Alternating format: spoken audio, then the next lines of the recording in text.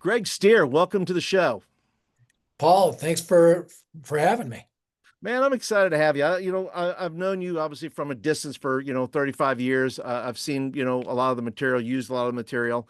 And I always wondered too, the first question I'll ask here is I always wonder what youth leaders do if I see Greg in youth leader mode, right? If I see him, then we, ask this just to see what you might do. But let's say I'm the youth pastor and you're my associate, and you have a middle school group, and I'm running late, and I call Greg and I say, Greg, I'll be there in 10 minutes. What does Associate Pastor Greg do to maintain control Yeah. and or make sure they don't tear the room apart? Oh, that's a good question. I used to have a rule of thumb, and I actually was a middle school youth leader for 3 or 4 years. And before the lesson, I had one rule, and it was there's a time to be spastic, and there's a time to refrain from being spastic. And before I would teach, I would say, "What time is it?" And all the middle schoolers would say in unison, "It's time to refrain from being spastic." And then afterward, I go, "What time is it?" And they're like, "It's time to be spastic." And so that one rule um, actually worked really well, and I think would probably still work well today. I think so. I would agree with that. That's fantastic. Well, hey, we got a lot to talk about today. We have research to talk about. We have all those kind of things, and we want, of course, want to motivate all the youth pastors that are watching, that are listening to the show here today. For those that may not know you, brief testimony. How did you come to know the Lord?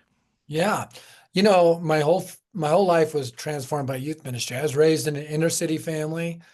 My family were bodybuilders and street fighters. My uncles were known by the mafia in our city, the Small Dones, as the Crazy Brothers. And my mom was the only girl in the group. I was a one night stand. Never knew my biological father. All the stuff, right? You're from Brooklyn, you know the stuff.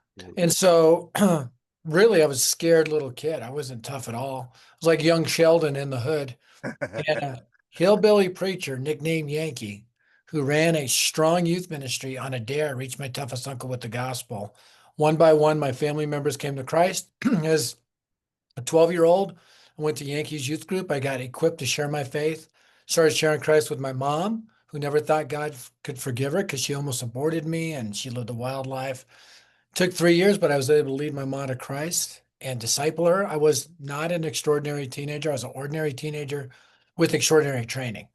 And so the trajectory of my life transformed by a youth ministry on fire, led by a hillbilly preacher named Yankee, nicknamed Yankee, and just been carrying it on ever since. So, Man, that's fantastic. And my life as well, also transformed by three youth pastors. I can point to them directly because they each taught me a different mm, thing about the ministry. The first one taught me about relationships, just about how to love on kids, yeah. and he loved on me when I was just a kid, had no dad.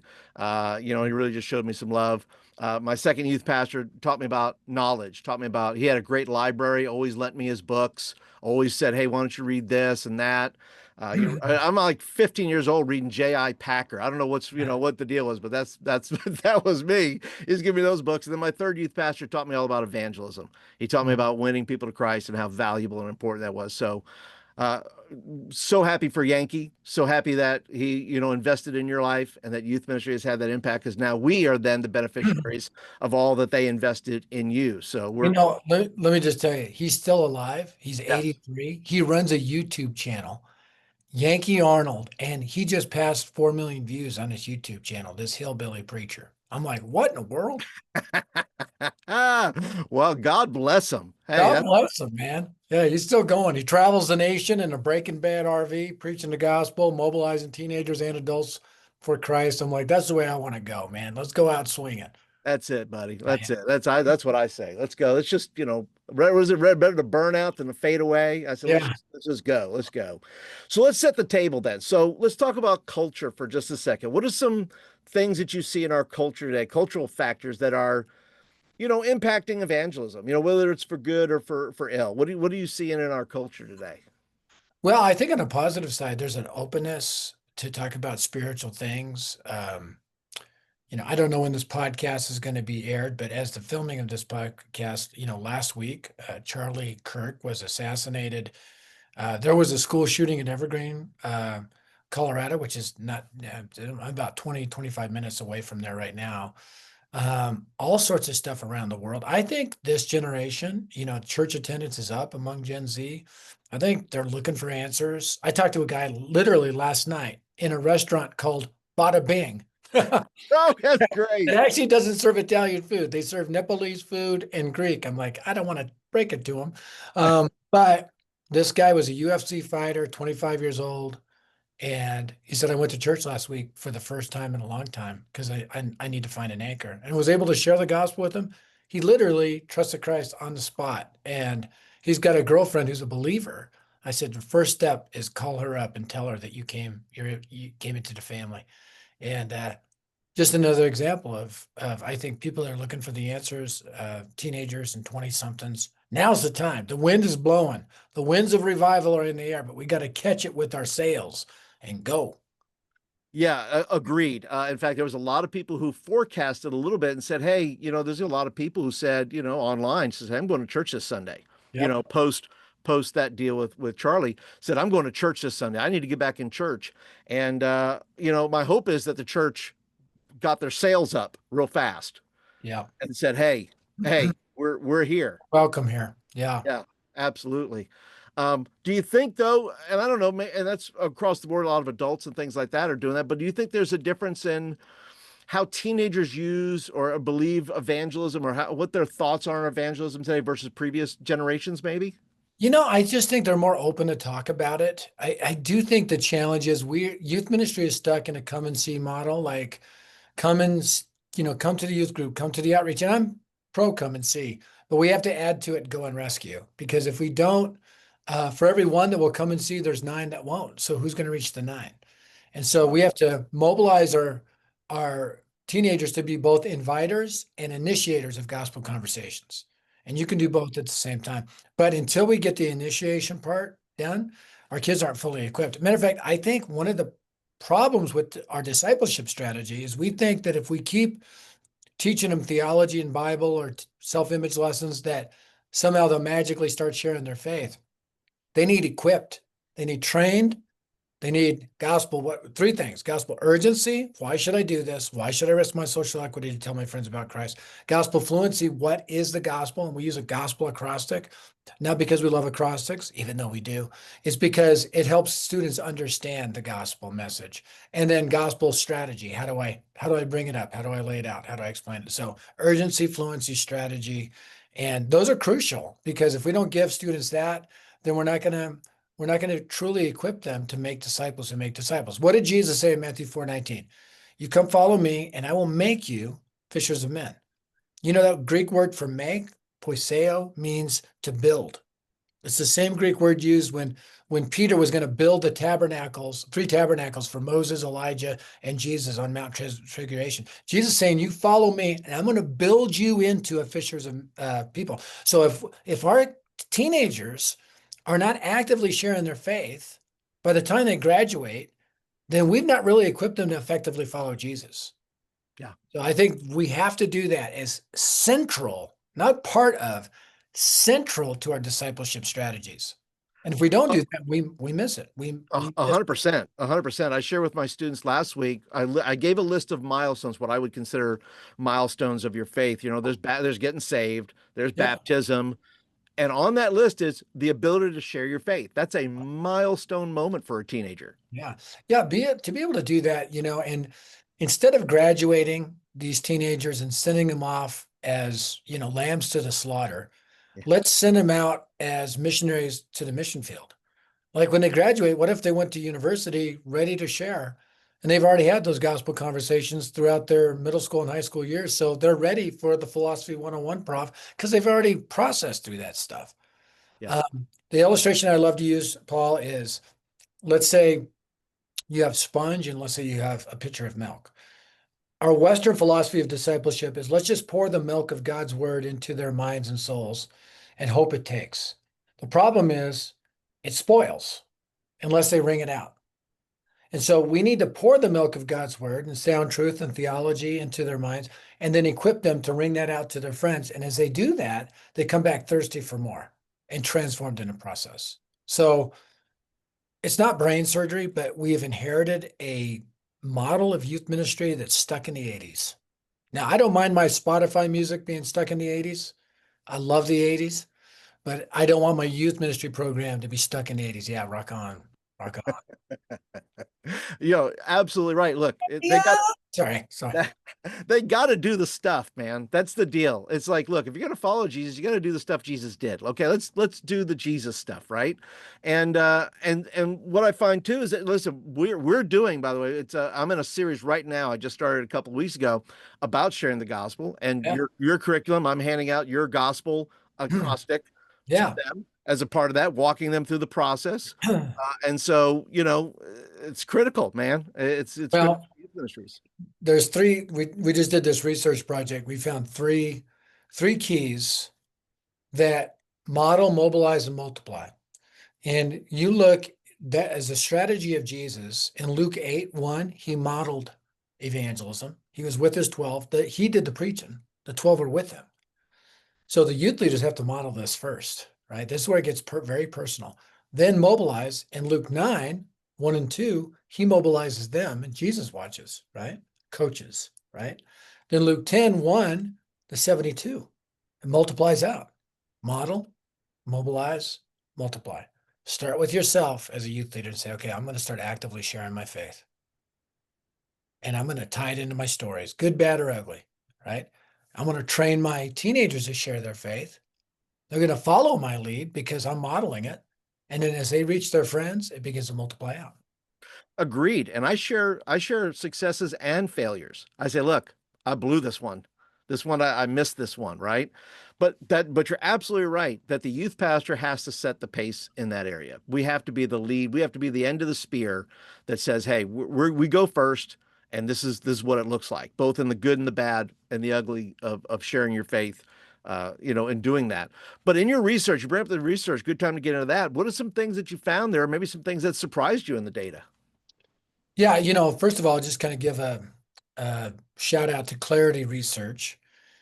Scott Friedrich was leading the team, and it was a year-long study of almost 600 youth groups, different demographics, 80% US, 20% international. They compared different types of youth groups, but the two major types were a typical youth group, we'll call it control group, and a gospel advancing one.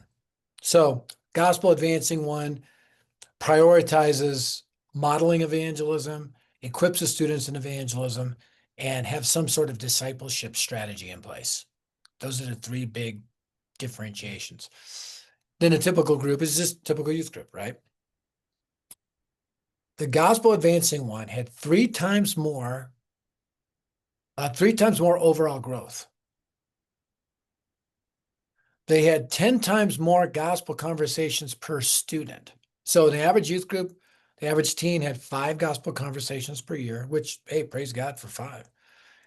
The average gospel advancing one, they had 50 gospel conversations per year. 5-0. Once a week, kids were talking about Christ, sharing the gospel. There was 30 times more missional impact. There was 3 times more teenagers discipling other teenagers. There was a 40% more likelihood of conversion, which a teen reaching a teen has got a 40% more likelihood of that other teen saying yes to Jesus, which means that we need to stop depending on adults doing all the evangelism, right? And a 50% more likelihood of those teens connecting with the youth group because of connecting with the friend that led them to Christ into the youth group.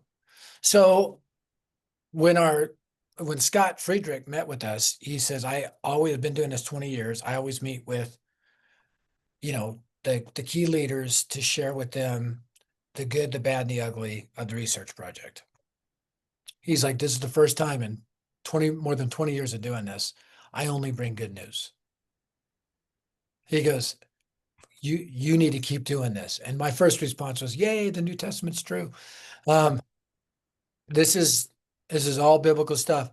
What was surprising to me was actually the number of gospel conversations in a gospel advancing group, per student, 50 per year. The average group had 30 versus 10 in the typical youth group. So that means 1,500 gospel conversations versus 50. which is crazy. So, man, yeah, uh, That's a lot of conversations. that's a lot of conversations, and you're seeing 3 times growth, overall growth of the youth group. And now you know why. It's like hockey: more shots on goal, more goals, more quality shots on goal, more goals. Right. So, Yeah, and you've broken them down into the ABC and the whole, by the way, listeners, watchers, viewers, all you guys, all this stuff's going to be down in the show notes. You can pick up the report. There'll be a link to the report. There'll be a link to dareshare.org. Also, you can get resources if you need those, but the report can be found. It's don't miss it report, and that will be down in the show notes. Unpack for me real quick, because I think youth pastors understand the evangel. I think they do, right? They understand. Yes, we're supposed.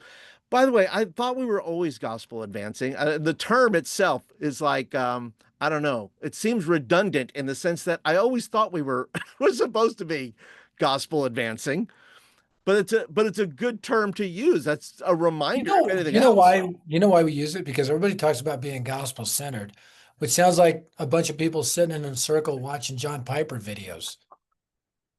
I mean, none against John Piper. I'm just saying we're not just to be gospel centered. We're to be gospel advancing. We need to put that stuff on our podcast and Uh, go. Like let's go share the gospel. Let's go make disciples. Too much talk, not enough rock. Like let's go. yeah, gospel centered is good marketing. Gospel advancing is action, It's movement. Yeah. is movement. That's right. That's right. Acts 2, they didn't just center on it. They advanced it. So That's right. Had they centered on it, nobody would have left that room. There would have been 20 guys teaching, and they just it would have gone off the rails had it just been gospel centered, right? it would have been a denomination, in other words. We would have started something. Exactly. I love Exactly. denomination. What is? Let me ask this question. What does it look like, or what do you just? How do you describe the 3 times more discipleship? Students discipling other students. Yeah, I mean, it's just honestly, it's teenagers that have led their friends to Christ, helping them grow in Christ, which is a flashback for me because Yankee, like growing up, he had a philosophy goes, hey, if you lead someone to Christ, you disciple them. I'm not doing your heavy lifting for you. I'm busy. And he trained us how to do that and gave us tools to do that. So I just thought that's the way every youth ministry was run. So it's just equipping the students to not be the church of tomorrow, but be the church of today. It's taking them seriously and it's empowering them. Teenagers today are struggling with basic questions of identity, belonging, and purpose. And all of that is found in the gospel. Identity as a child of God, belonging with the people of God, purpose with the mission of God. So helping them find their purpose by making disciples. Oh, 100%. And what do you think's the most critical in that? And I ask selfishly, because if I were to pass this on to my students and say, look, here's the most important, when you're dealing with your friend who you're just leading to Christ, what are those 2 or 3 things you say, hey, let's deal with this. Let's focus on this. Well, I would say number one, get in a conversation about it. Like, just bring it up. We Right. use a simple strategy called ask, admire, admit. Ask questions, admire what you can about what they believe.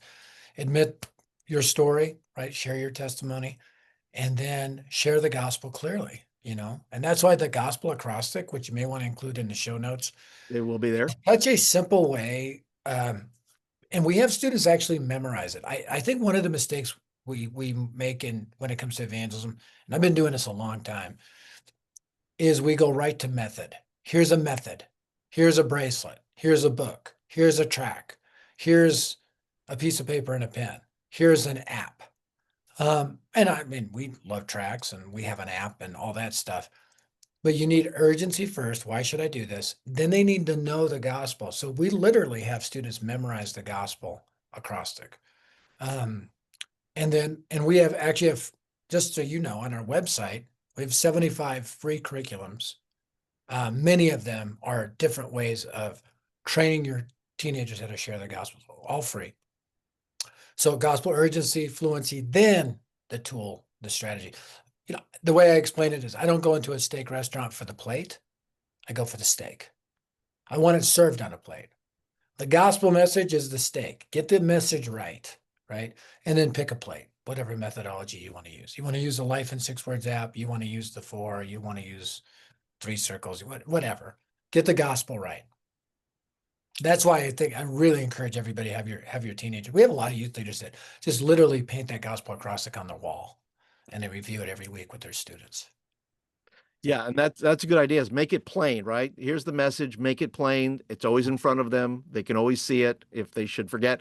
And I have the gospel cards right now at the printer. They're going to get printed off and handed out here in a few weeks. So putting that little tool in their hand is super practical, super important. put it in their mind first, then Yes. in hand, right? Yes. Heart is the why, urgency.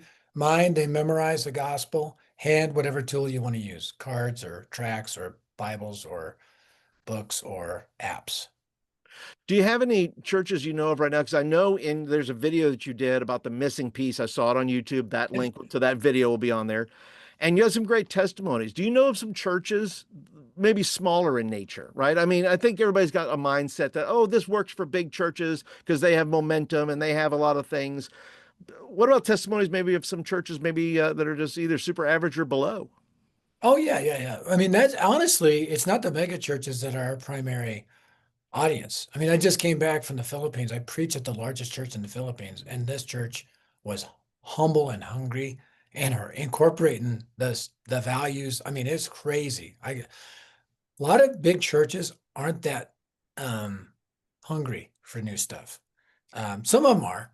Um, where we thrive are the small to medium-sized churches. That's our primary audience. We have all sorts of stories about youth groups that are leading the way for the whole church because a volunteer youth leader, I think of my friend Cameron, who's actually not a full-time youth, he's a volunteer youth leader at a youth ministry in Russellville, Arkansas, that took over the youth ministry because they lost their youth pastor and it blew up using these values and principles. And he was working 50, 60 hours a week in his regular job, but he empowered the students and equipped the leaders, student leaders, and the adult leaders, and model, mobilize, multiply. We get all sorts of stories like that. If you go to Well, our YouTube channel, Dare to Share's YouTube channel, and you can look up, there's all sorts of testimony videos, a lot of them from small to medium sized churches. And again, large churches can do it as well, but we tend to attract the small to medium size. sure, sure, and that's good news. And that's mine as well. I mean, the people probably listening today are probably in that category, and I think a lot of them are feel maybe a little lost sometimes. They feel like, hey, yeah, I don't know what I'm doing here. Let me just give an encouragement to those who are listening like this. You don't need a big budget. You don't need it. You don't need a budget. You don't need a budget to pray. You don't need a budget to train. You don't need a budget to model. It's free. It'll cost you your heart, soul, and life, but the, the reaping of what happens is revival. Yeah. And in reality, too, it'll cost you maybe some students in your Yeah. youth ministry, too, because, some youth ministries are not going to jump on that train. Yeah. There's a lot of stubbornness, and that's a cost factor that you have Yeah. to look at because when you bring that in, it's like, oh, we're used to pizza and games and Yeah. doing stuff, and now we're doing this whole share our faith thing. Well, Weird. and I would say too, you don't want to overcorrect because I mean, if I was in youth ministry, I would play games. I would buy pizza. Yeah. I'd have as much as pizzazz as I possibly could, but I would have not just sizzle. I would have steak. Right. You know, you're there to learn the word and to be a witness, and we're Right. going to make that a priority. Yeah. So once the fog, you know, evaporates and it's like let's get down to business. And I think down deep inside, making disciples is way more fun than dodgeball. Oh, 100% agree. Playing dodgeball with people you've made disciples of is fun, even more fun. Like I'm gonna hit that guy, just let him cry. That's right. That's right. That's right. But I'm glad you said that about overcorrecting because I think some people it can go either way. It's like we got to stop all the fun and now I we're know. going to get down to business, or it's all fun and we can't do this other stuff. So I'm glad you said that because I think there's the temptation to overcorrect because of our own lacking, because of the way we've been leading, and so Yeah. we overcorrect to make good on something or whatever. Well, it's like the way I've described it, Paul, is like we've received a box, inherited it of youth ministry. It's got a dodgeball in it, it's got pizza in it, it's got games, it's got lessons, it's got lock-ins, it's got all sorts of cool stuff. I'm not saying dump the box and burn the box. I'm saying create room in the box Yeah, for evangelism, you know, create a space for that and a weekly space for it. One of the simple ways to do that is storytelling time. We call it pause for the cause or take five for the cause. The youth groups that are rocking it, they open the mic. Okay, who's had an opportunity to pray for, care for, or share the gospel with someone this week? And then it moves beyond series or an event. It becomes part of our culture. So we do an annual event. We used to call it Dare to Share Live. Now we call it the Day of Global Youth Evangelism. It's a catalytic event. It's one day. It's free. Just put the link to that. I mean, November 8th. And it's last year we had 6,000 churches from 110 countries and 59,000 students trained, equipped, and mobilized as a result of a one-day training. But that in and of itself is catalytic. You want a catalyst, so sign up, be a part of it. It's right. free. But you want that to lead to an ongoing, sustainable, gospel advancing movement. That's where the storytelling time and intercessory prayer and these other things really kick in. Yeah. Yeah, absolutely. And I remember one time watching, the Dare Share events, man. Probably the one that blew my mind is when everybody got early on when phones first came out and you challenged kids to pick up their phone and call somebody or text somebody right We now. still, we still do that. I love it. But when I saw it for the first time, I was like, wow, that was that was something. And they do it. Yes. And they have conversations. And yeah, this generation is ready. Every generation has been ready. I think this generation is super duper ready, to use a technical term. Yeah. Yeah, that's a theological term, isn't it? Of Right. super duper. Yeah. Yeah, it's the Greek. It's the Greek. Great. Let me ask you a few more questions and we'll land this plane here. How can the whole church, not just youth pastors, play a role in mobilizing teens for evangelism? It's easy to tell the youth group, the youth pastor who's like, he's all wiry or she's wiry and she's like, okay, but man, how can the rest of the church participate in this? Well, I think really, I was a lead pastor for 10 years, a church planner, a preaching pastor.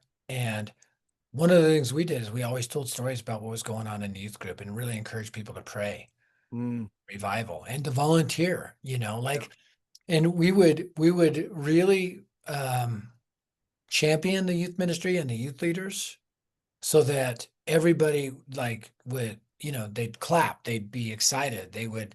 So I think really having the pastor really understanding that teenagers are central to the plan of God, not someday when they can tithe, but now. Because teens come to Christ quicker, spread the gospel faster. So, and I think in the process, when you see teenagers on fire for Christ, every parent and grandparent gets excited and convicted. yeah, So it does influence the whole church. yeah, yeah. Yeah. So youth pastors, share those stories with your pastor, whatever's happening. If you see it, man, share those stories. Share Yep. those stories, visuals, social, share them. And Make sure. work the lobby. Yeah, So I did that when I was a youth leader. Like I would tell the crankiest charter members the stories of changed lives. They became our biggest advocates. We need to get the youth more money. They're advancing the gospel like the good old days. I'm like, yeah, win them over. that's right. That's right. They want to hear those stories. They want to hear them. That's it. It I don't know motivates why I them. did that. I apologize. You shake your fist, man. It's okay. Let them do it. Uh, so listen, go ahead and talk to every youth pastor right now and give them some encouragement. Give them some encouragement about evangelism because I know a lot of youth pastors struggle with it. They're struggling with groups right now that could be resistant or could be lethargic or could be those things and just give them some words of wisdom and some encouragement to keep this gospel. I would challenge you to remember what's at stake. There's a generation that desperately needs the hope of Christ. And the best one to reach a teenager is a teenager. And the best one to coach that teenager is you. Um, I really encourage you to stop seeing yourself as a quarterback where kids come and see you throw the touchdown pass, but as a coach where you equip them to live a lifestyle of evangelism. So go for it. God wants to use you in a powerful way. And I can't wait to hear what God is doing in and through you. Yeah, go for it. Yeah. That's it, buddy. Greg, thank you so much, man, for coming on Yeah. and just sharing your stories. And I hope that youth pastors, that you're going to go to all the websites, you're going to get all the things, you're going to look at the research, you're going to go to dareshare.org, you're going to go and do some things. All the links will be down there. Greg, is there any place else that people should follow you to find out what you got going on? Yeah. I mean, you can follow me on Instagram or Twitter. I'm just at Greg Stier, Stier. And you kind of get the latest. I mean, it's not a fancy Instagram site. It's just me, more of me being like blunt and honest and kooky and all that fun stuff. So yeah, Greg Steer, at Greg Steer, or my personal website is gregsteer.org. Yeah. Maybe So we'll see you catching a meal at Bada Bing's. bada bing, Always go in and put your back against the wall, though, where you back can see against the the front wall, door. back That's the against the wall. rule. That's it. Thanks, Greg. Appreciate you coming on. Hey, Paul, God bless you.